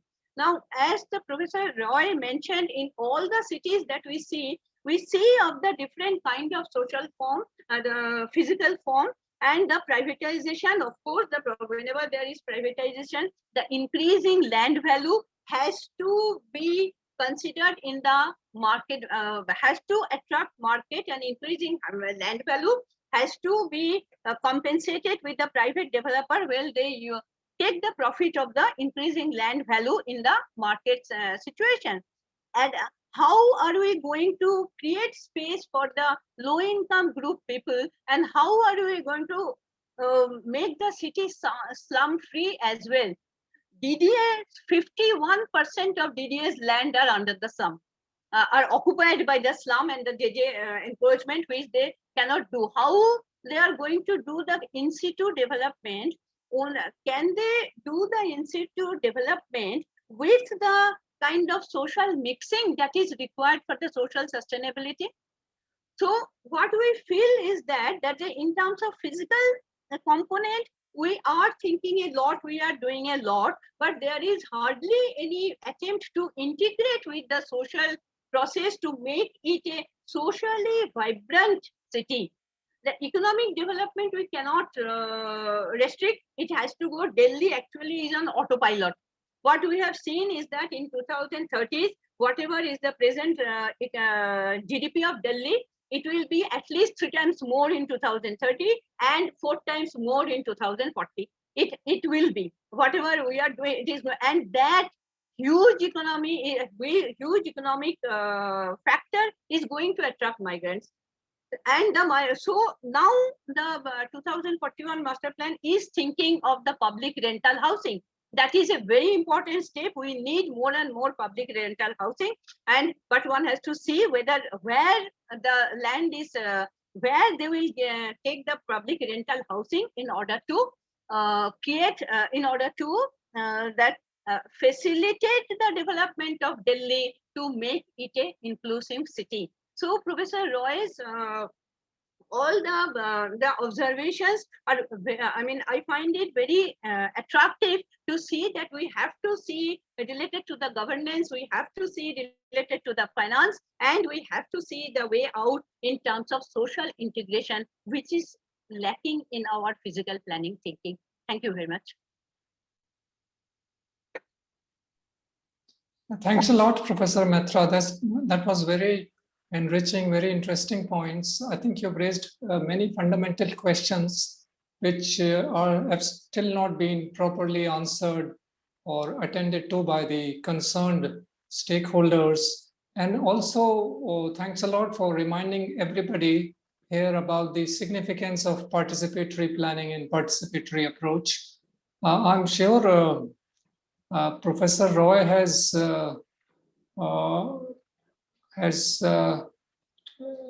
come across such aspects in his work from time to time, and there could be one or a few more of the points that you raised would be of certainly interest and use to Professor Roy. Now, thank you, Dr. Maitra. once again. I think, Arjun, we can take one or two questions. I think Professor Mahalaya Chatterjee has expressed interest in giving some comments on the presentation, or she may like to say something since she is present in this discussion. May I invite Professor Mahalaya? Yes, Mahalaya ma'am, over to you. Please unmute. Mahalaya, yes, over to you. Thank you. Yeah. Thank you, Arjun, and thanks Rumi for giving me this chance. Again, just like Tathagato said, that I have collaborated with Professor Roy in so many occasions that we generally share same type of vision and other things. I would like to just point out to two things. Firstly, that if you think that cities are the engines of growth in India, to quote from my friend Partho Mukhopadhyay, that they are without drivers from the very beginning, and today also this is also happening in the same fashion, that whenever we face a crisis, we try to deal with it. We are talking about ownership housing under different types of housing scheme, and when we, in the pandemic situation, we found this migrant situation and others, the homeless people going back and other things, we are talking about affordable housing, affordable rental housing, quote and unquote rental. We forgot about the rental thing with rent control and other things in fashion. We forgot that, and just now we have brought this affordable rental housing. Now this brings us to the very important question which Professor Roy has raised but not elaborated, but as an economist I would like to do that the issue of urban land. The urban land is restricted, urban land is limited, and that takes us to everything. To talk about either greenfield expansion of cities or brownfield reconstruction, renewal, whatever way you was taking it, it's concerned about the issue of land. And when there is private land ownership, that makes things very, very, very difficult to go for together, that to extract the economic value of land and to make the social things, to accommodate the social issues, to make cities inclusive. With the price of land that is market being in the work, that is going to push away the people who cannot afford that land.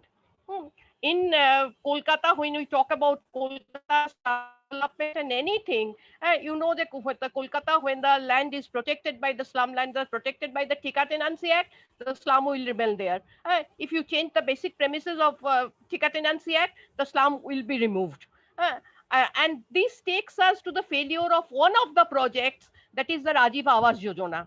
I cannot talk of other cities, but I have the examples of 2 or 3 cases in the extended suburb of Kolkata, one in Sonarpur, that is in the southeastern part of Kolkata, and 2 or 3 in the northern extension of Kolkata, where we found that in Rajiv Awas Yojana, in terms of slum improvement and other things, one of the basic precondition was the clear title of the land and the so-called consent of the landowner. This, in fact, boomeranged. That is, the landowner took this chance. He never gave consent when the slum was on private land. He never gave his consent for improving the slum. Rather than he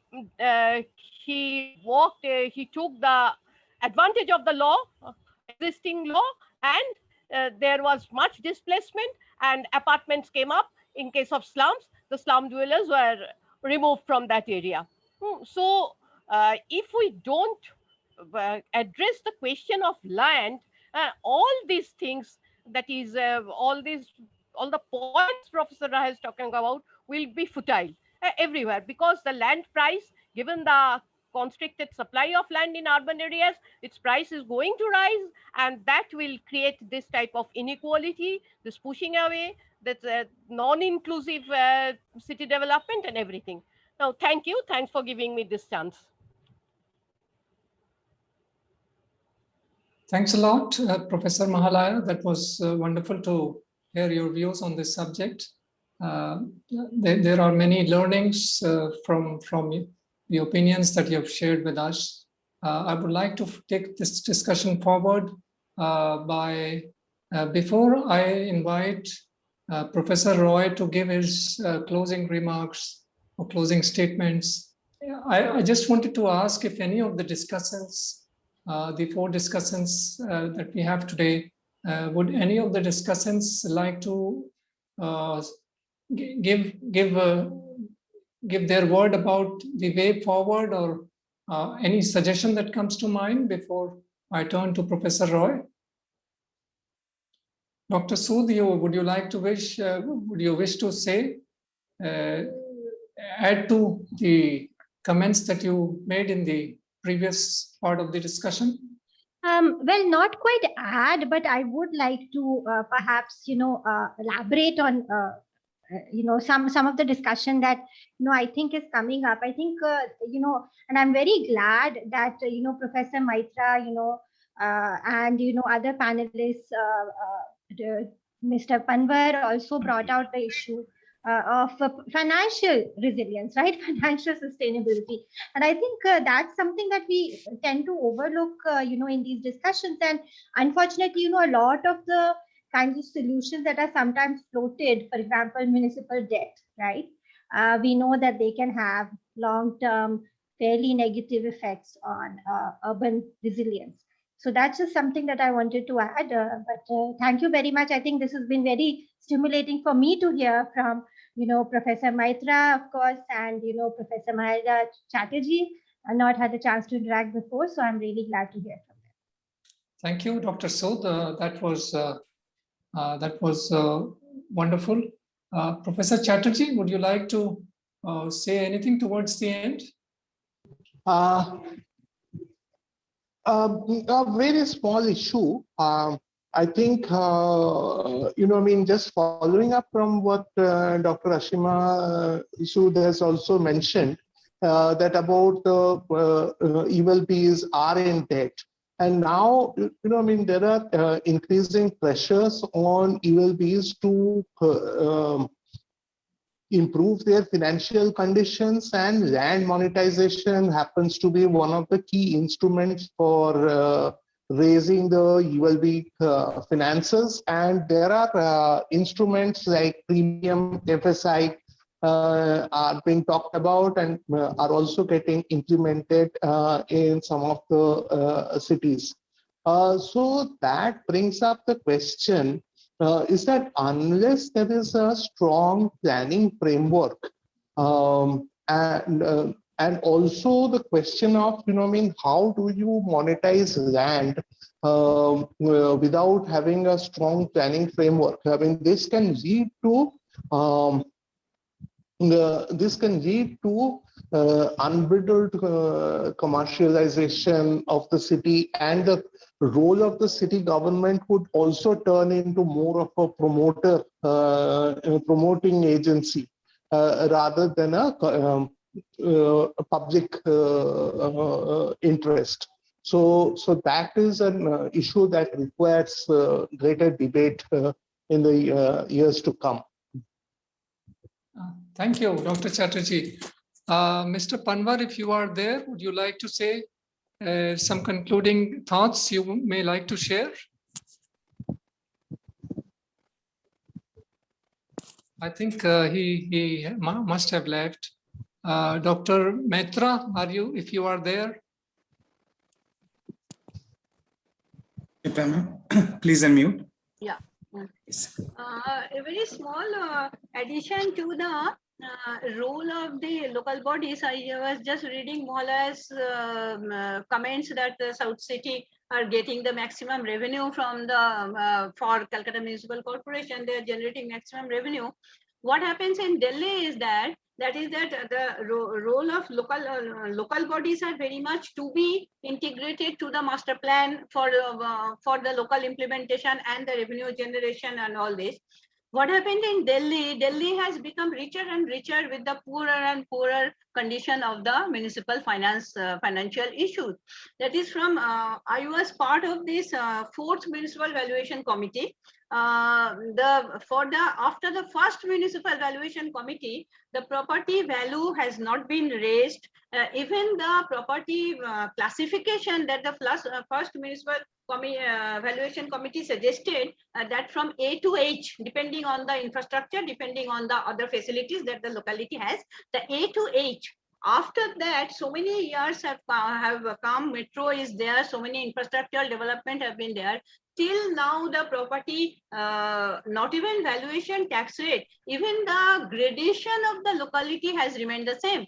The gradation which was in B, C, D, now all are qualified to become in the A category, but that also has not been done. So I don't know that how the development of the city is going to be going to help the municipal corporations with the property tax system system that we have, and always the municipal commissioner is presenting a deficit budget, and whenever he is in all the municipal corporations in Delhi, whenever he is asking for a increase in revenue, it is denied by the mayor and the councillor.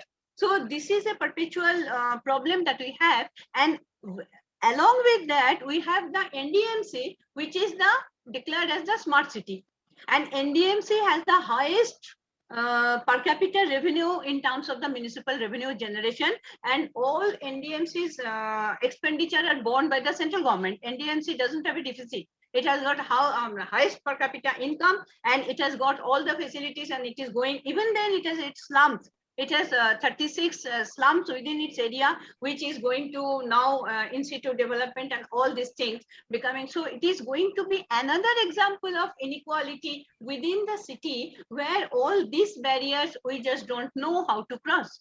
These are the city is getting development, but the municipal corporation, the situation of them is remaining the same. So we just don't know. I have no answer that how we are going to cross the barrier. Thank you. Thanks a lot. Thank you. Thank you very much. I would like to now turn to Professor Roy for his final points that he wishes to put forward as we come towards the end of this discussion by IMPRI. Professor Roy, I'm sure the experience shared by the discussants has been very rich. They bring different experiences through their work. And in the work that you are engaged in, some of these ideas would certainly be of use, and you might be interested in exploring these further or documenting some of the thoughts that have been presented by the discussants. Over to you, Professor Roy. Yeah, thanks to all the panelists for their very valuable comments. Professor Shipra Maitra, actually, I was a student of Professor Ashish Maitra in School of Planning and Architecture. I know that. And he was my supervisor also. So convey my regards to sir. We should have called him then. Shipra ma'am, you should have told me. Yeah. So I thought that this would be a good opportunity to meet madam. Downstairs, actually. Yeah. So that's my good opportunity to meet her. Yeah, and convey sir. Madam, please convey my regards to sir. Yes, and, sure. He was also remembering you. Yeah. So in fact, just probably a few weeks back, I talked with him over phone just to take to get information about his health. Yeah. Oh, yeah. So very valuable observations, and Professor Maitra, for social sustainability dimensions you have rightly mentioned, which probably all of us miss, the community stability and the security and all these issues, which are very important parameters, the metrics or indicators. And similarly, all the comments of Tathagat, we discuss a lot about this when we share our thoughts in our internal discussions or papers.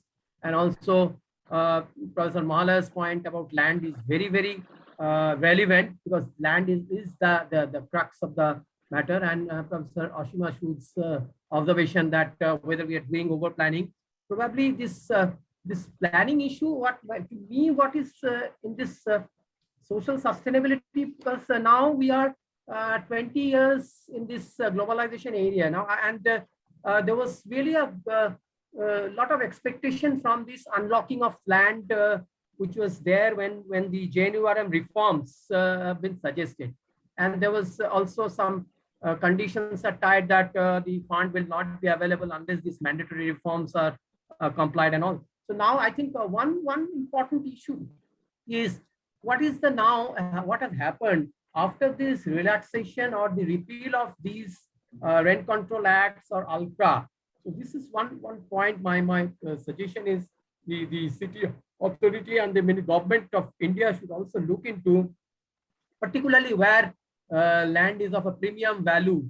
So whether this has led to further destabilization or displacement of communities. There are reports on that, but we need to create a very strong database. The evidence is very important. Actually, we do a lot of debate without evidence, and but we need to create a strong database that what has happened and who has got hold of the land. So that is very important.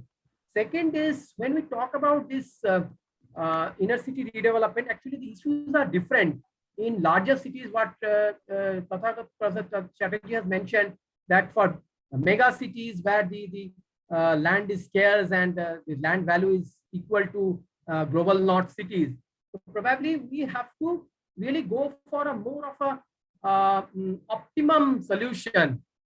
We cannot have a Shanghai in Mumbai, the kind of world class standards we are pitching in or we are advocating. So probably that is because they're following either global north model or Singapore model for Dubai models, but the entire situation is different there. The land tenure, we hardly have a strong database about the land tenure. So in absence of that, when we are imposing or implanting a model like this, so our model probably would develop from our ground reality, and there all these lands, for example, still we are so much familiar with the ownership concept, but there are discussions going on. I'm not saying those are all ideally possible, but we can check that the community land trust and other opportunities. So there was some discussion a few days back by Professor Mr. Shirish Patel. He was telling that the land for affordable housing, like we take out the land for other amenities from the market. I'm not advocating this at this moment, but probably at least for the poorest of the poor, whether land can be in the market. I also have that question. So can this 20% or 30% of the land, which is owned by very high density slums, now what is that? That is put to the market and we have gone for land sharing or the SRA schemes and all. Whether SRA scheme is the answer, probably not. So it has a relation with density. So we have to really look into what is the density. Whether it is we are further densifying the situation, then probably that's not the answer. So that is why we have to have checks and balances. We have to relate with density, mobility, accessibility of these group of people. Otherwise, the puzzle cannot be. First, we have to understand the puzzle, the relation between density, size of land, and the land, the distance or accessibility to their work centers. If we have a strong understanding of relationship between these three, and then we have certain idea against this thresholds of density beyond which we cannot have a kind of a public health, which we saw that many SRA schemes have people with various kinds of health hazards. So probably we have to really unpack the relationship between density, land value, and land size, plot ownership. And that is very much important for the bigger cities or mega cities. That we have to do.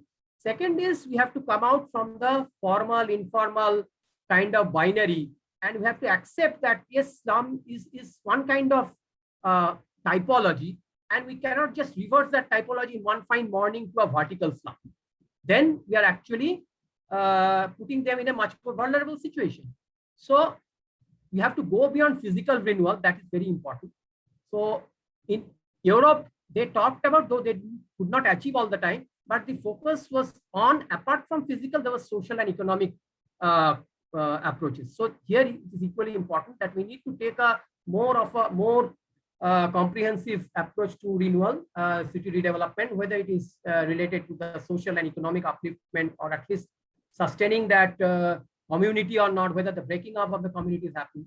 So that is for the larger cities where this is a major problem. So that I feel I should stop here because we have already crossed 2 hours. So I think that is my observation. And obviously the approaches will be quite different and more flexible in case of the second tier or the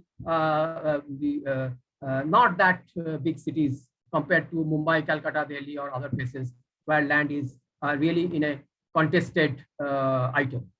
Yeah, so that I like paint. Thank you, Professor Roy. It is wonderful to know you and to learn about the good work that you are engaged in. I'm sure all of us learned many things from the work that you presented today, and your work adds to the requirements of the existing work that is going on. A lot of further work is needed in this area to address the issue. I would like to conclude. Firstly, I would like to thank you on behalf of IMPRI, and would like to share my concluding thoughts before I hand over the platform to Dr. Arjun Kumar. And I wish to say that the realization about an inclusive approach and its practice has been there for long. If you look at any of the documents produced by these government departments, either at the national, state, or local level, this has grown over time. This has grown over time about the emphasis. And since India has to partner with the global world community on many aspects, and there are guidelines within which now countries are working together. Therefore, you cannot do away with this, neglecting the inclusive approach. And you have to factor in this when you are either preparing a plan or developing a scheme.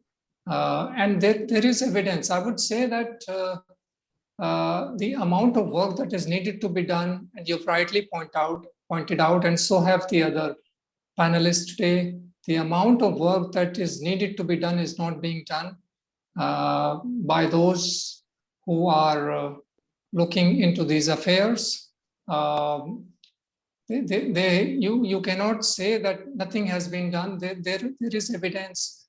There are examples, even in current times, whether you talk about the Smart Cities mission, about the one project in Agra, about the development of 4 micro-skill centers. I write a lot about smart cities, so I was looking at the list of projects that have been proposed and that have been implemented in some of the selected cities. So I learned about the development of 4 micro-skill centers in Tajganj area of Agra, which has been selected under the mission.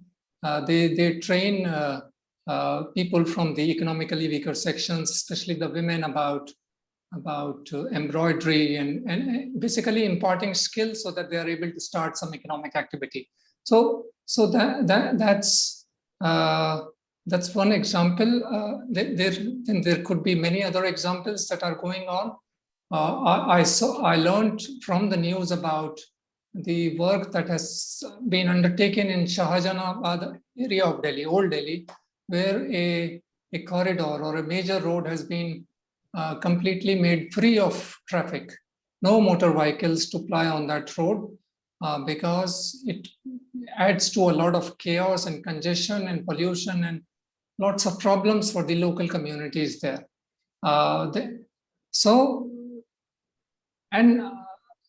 I see if you think about a city, or if you, we all know about Indian cities and the conditions or the characteristics that they display, about various kinds of arrangements that are visible. For example, I'm more familiar with Delhi. So in Delhi, within these planned colonies, there are pockets of informal areas. They have been there for a long time. Now I see that the government in many cases has not relocated or evicted this population from those areas, but I see a governance and management deficit that needs to be attended to.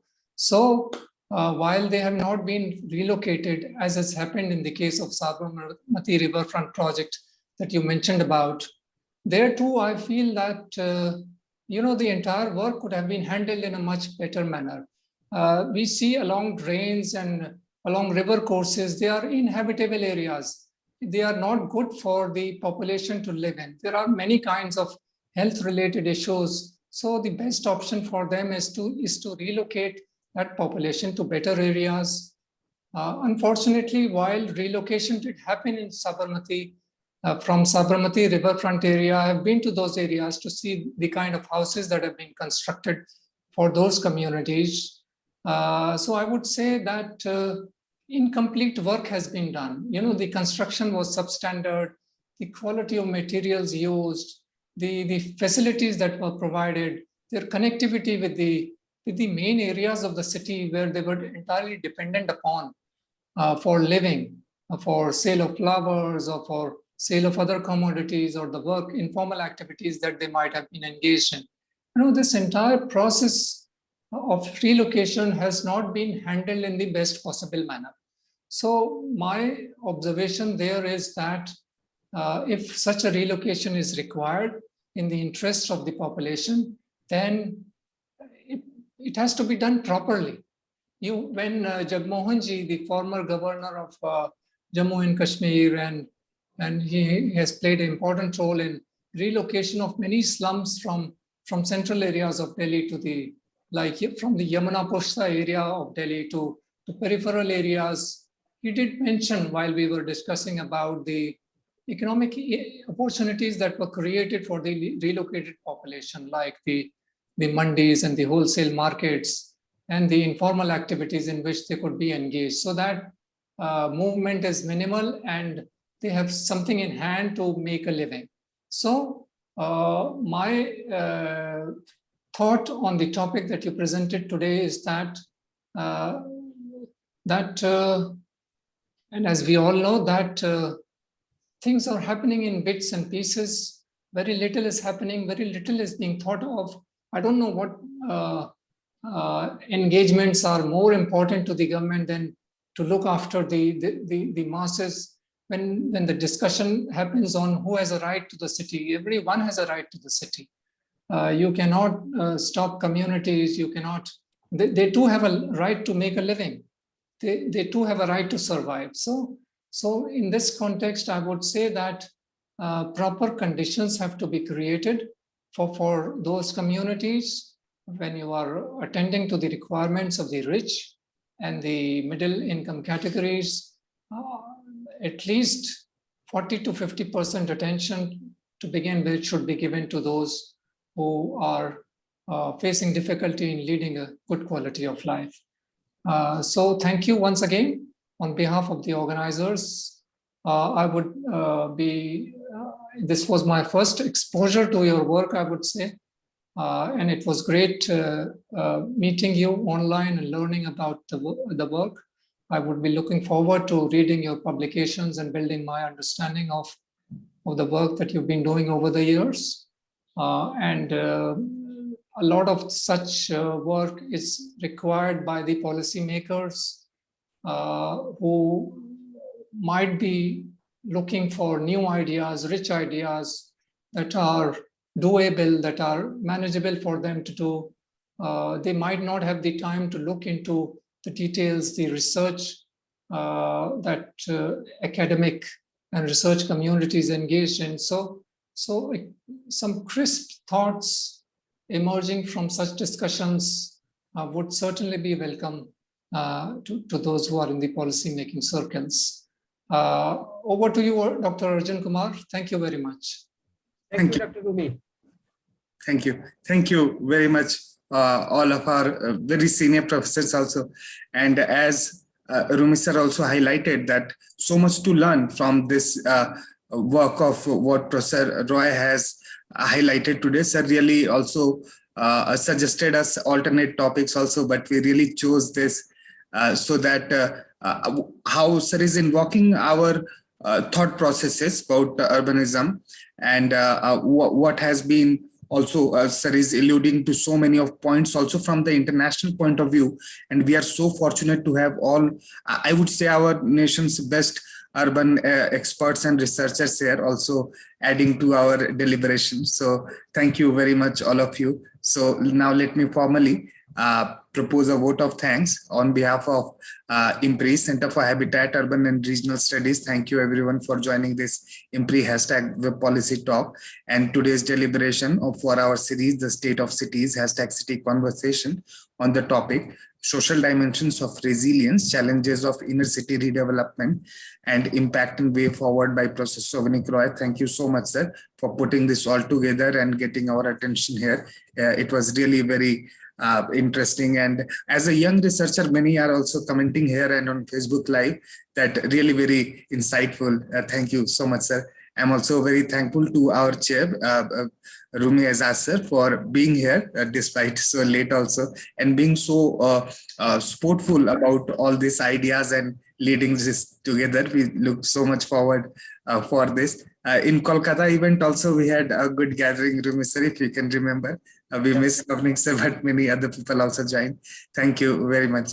And we are also thankful to all our eminent discussants, Professor Tathagata sir, Tikender sir, Dr. Ashima ma'am, Shipra ma'am, and also Professor Mahalia ma'am for joining, and all of our participants here on Zoom and those who are watching on Facebook Live and later watch on YouTube and our other podcast.